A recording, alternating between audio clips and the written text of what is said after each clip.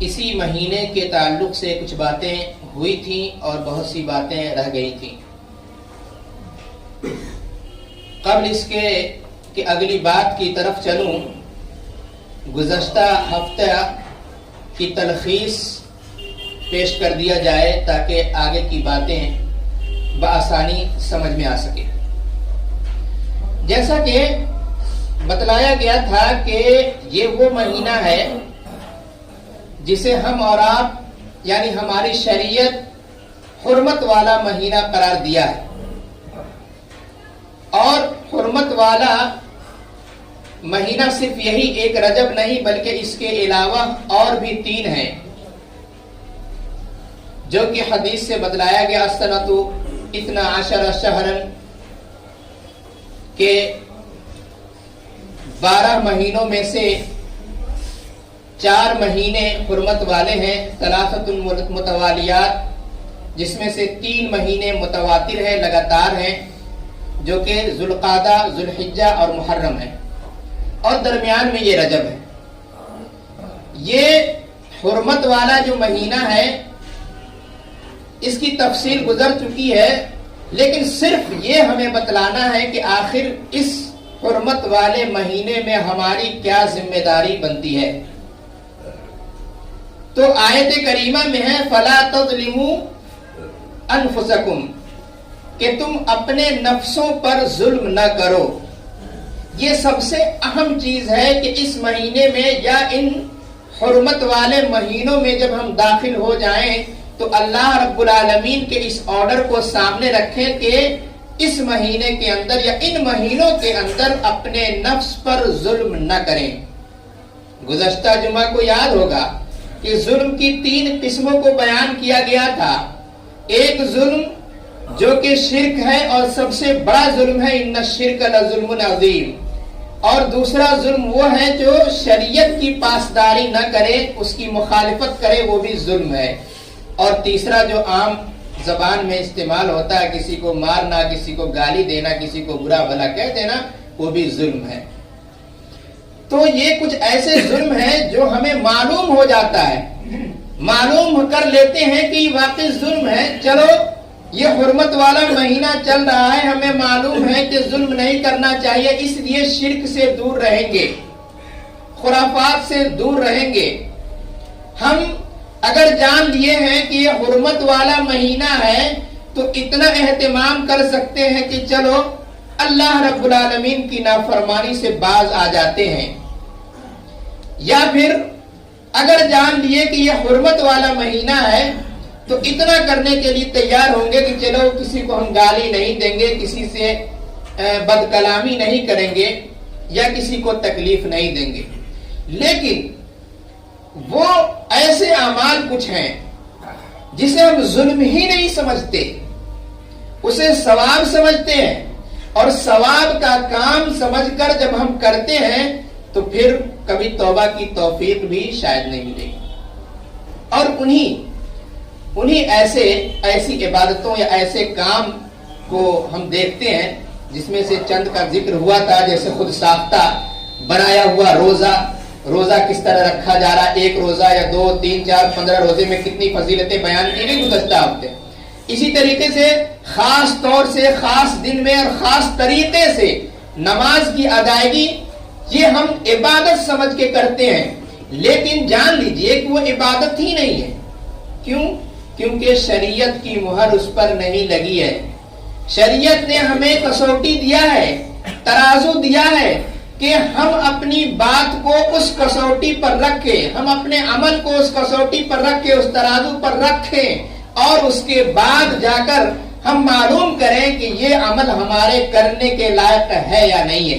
بہت آسان طریقہ ہے، جس طرح آپ تحقیق و تدقیق کرتے ہیں دنیاوی معاملات میں، اسی طریقے سے ہماری ذمہ داری بنتی ہے کہ ہم اگر 1 قدم بھی چلیں، اللہ کے راہ میں 1 قدم چلیں، یا اللہ کی عبادت میں 1 رکعت یا کوئی معمولی سا عمل ہی کیوں نہ کریں، اس میں ہمیں خیال کرنا پڑے گا۔ ہم اپنی کسوٹی یعنی شریعت کی کسوٹی پر رکھ کر تولیں گے، یہ اگر اللہ کے رسول سے مل جائے، اللہ رب العالمین کی شریعت سے مل جائے، ہمیں اس پر آمنا و صدقنا کہنا ہے، فوراً قبول کر لینا ہے، اور اگر کسوٹی پر کھرا نہیں اترتا ہے تو اسے چھوڑ دینا ہے۔ اسی طریقے سے جو عبادات ہم کرتے ہیں کبھی توفیق نہیں ملتی ہے کہ اس کے تعلق سے پوچھ بھی لے کسی سے کہ آیا یہ سنت کے مطابق عمل ہے یا نہیں ہے۔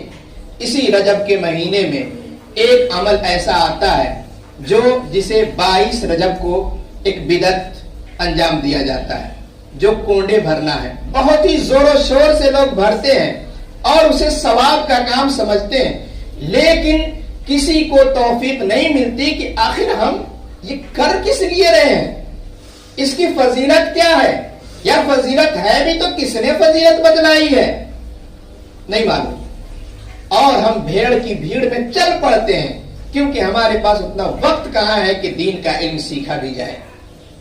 اس کے بارے میں کہانی بنائی گئی ہے اور اسی کہانی پر عمل کر رہے ہیں۔ چونکہ ہمیں تحقیق نہیں کرنی ہے، یہ 1400 سال 1300 سال بعد ایک کہانی بنائی گئی، وہ یہ کہ امام جعفر صادق جن کی وفات سن 148 ہجری میں ہے، ہجرت کے 148 سال کے بعد ان کی وفات ہوتی ہے، امام جعفر صادق رحمہ اللہ۔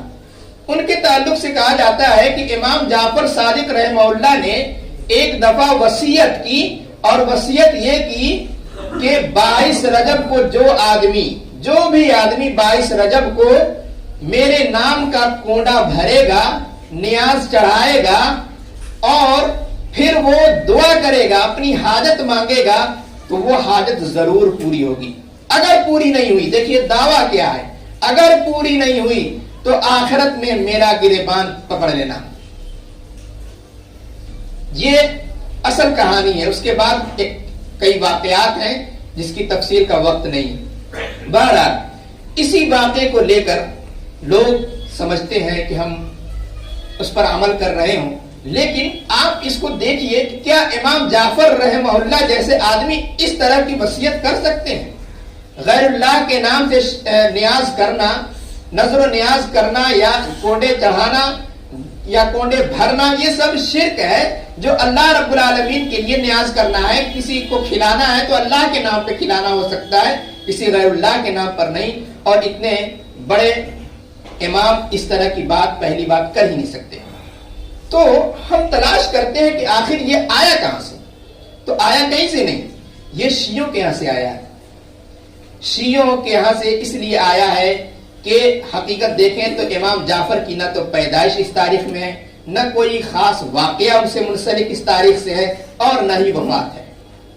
لیکن شیعوں نے کیا کیا، اس تاریخ میں امیر معاویہ رضی اللہ تعالی عنہ کی وفات ہے۔ 22 رجب کو امیر معاویہ رضی اللہ تعالیٰ عنہ کی وفات ہے، اور اس دشمنی میں خوشی کے طور پر پہلے یہ لوگ کونڈے بھرا کرتے تھے اور نیاز کرتے تھے اور خوشی منایا کرتے تھے۔ لیکن ان کی چال تھی کہ اس کو سنیوں میں کیسے داخل کیا جائے، لہذا ایک کہانی بنا کر اور وصیت بنا کر سنیوں میں داخل کر دیا، اور سنیوں کی کیا مجال کہ ہم تحقیق بھی کر لیں کہ آخر یہ بات آئی کہاں سے اور یہ عمل آیا کہاں سے ہے۔ تو یہ ہماری حالت ہے کہ ہم دیکھتے ہیں کہ کسی لمبے کرتے والے نے، کسی ٹوپی والے نے کہہ دیا، بس مان لیے۔ یہ ماننا نہیں ہے، بلکہ سب سے اہم بات یہ ہے کہ آپ ایک کام بھی کریں، معمولی کریں۔ ہمارے پاس ہونا چاہیے کہ ہم اللہ کے رسول کے مطابق کر رہے ہیں یا نہیں کر رہے ہیں، اللہ کی شریعت کے مطابق ہم وہ عمل کر رہے ہیں یا نہیں کر رہے ہیں تو اسے بالکل مردود سمجھیے، وہ بدعت ہے۔ اور بدعت کے بارے میں بتلایا گیا، ہمیشہ بتلایا جاتا ہے، ہر خطبے میں پڑھا جاتا ہے، کل بدعت ضلالہ، کہ ہر بدعت گمراہی ہے اور ہر گمراہی جہنم میں لے جانے والی ہے۔